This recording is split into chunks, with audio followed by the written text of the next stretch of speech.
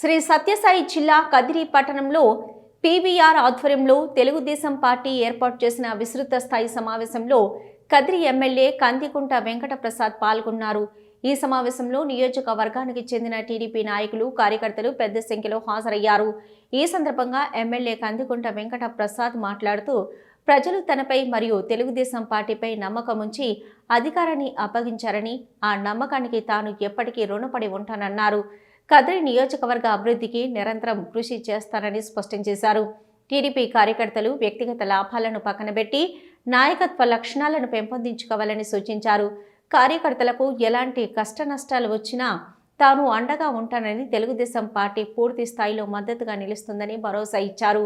ఈ సందర్భంగా వైసీపీపై తీవ్ర విమర్శలు గుప్పించారు.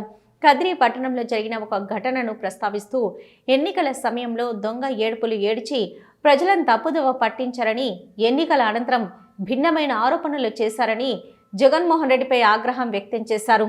అలాగే కోటి సంతకాల సేకరణతో ప్రజలు మళ్లీ నమ్ముతారని భావించడం తప్పని, ప్రజలు ఇప్పటికే వైసీపీని నమ్మే స్థితిలో లేరని వ్యాఖ్యానించారు. కదిరి ఎమ్మెల్యేగా వైసీపీ నాయకులకు సవాల్ విసురుతూ జగన్మోహన్ రెడ్డి తనపై ఉన్న కేసుల విచారణను వేగవంతం చేయాలని కోరుతూ కోర్టును ఆశ్రయించాలనే ధైర్యం ఉందా అంటూ ప్రశ్నించారు. సమావేశానికి హాజరైనటువంటి వేదిక మీద ఉన్నటువంటి నాతో పార్టీ నియోజకవర్గ పార్టీని నడిపించేటువంటి నాయకులకు, వేదిక ముందున్నటువంటి తెలుగుదేశం జవసత్వాలైనటువంటి తెలుగుదేశం పార్టీ కుటుంబ సభ్యులకు, పాత్రికేయ మిత్రులకు పేరు పేరు నమస్కారాలు తెలుపుకుంటూ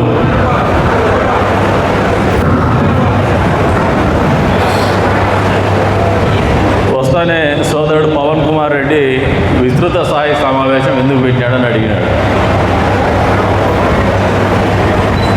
ఈ విస్తృత స్థాయి సమావేశము నాకు టైం ఉండో డబ్బు ఎక్కువయ్యో పెట్టను ఎప్పుడు నేను.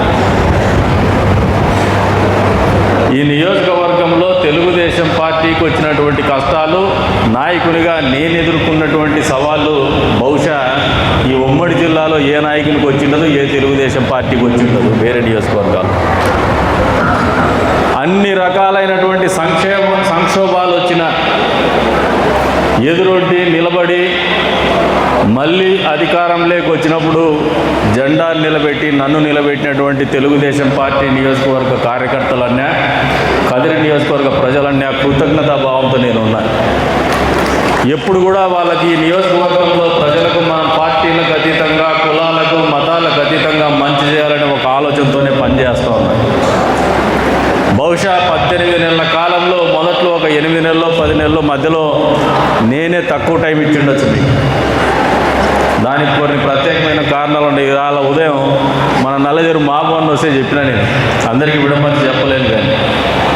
కానీ చంద్రబాబు నాయుడు గారు వచ్చేసి ఇంకా కొద్దిగా కలుపుగోలుగా ఉండాలంటే సూక్ష్మంగా నేను అర్థం చేసుకొని నేనే కరెక్ట్ చేసుకున్నాను. అంత మాత్రాన్ని నేను ఓడిపోయినా ఎప్పుడు అనుకోలే. ఉదయం పూట కూడా నేను ఎప్పుడన్నా రాని వదిలేయండి, కూర్చోబెట్టండి అంటున్నా. నేనేది తక్కువైనట్టు కాదు. అది మీకోసం నేను తగ్గాల్సినటువంటి అవసరం, నేను ఇంకొంచెం కష్టపడాల్సినటువంటి అవసరం కావచ్చు, మీకు నొప్పించే పని నేను వదిలేయడం కావచ్చు, నా బాధ్యతగానే నేను భావిస్తూ ఉన్నాను. అందుకని మీరు గడిచిన 2-3 నెలలను చూస్తే మీ మీద ఆంక్షలు లేవు, ఏ టైంకి వచ్చినా మాట్లాడుతున్నారు.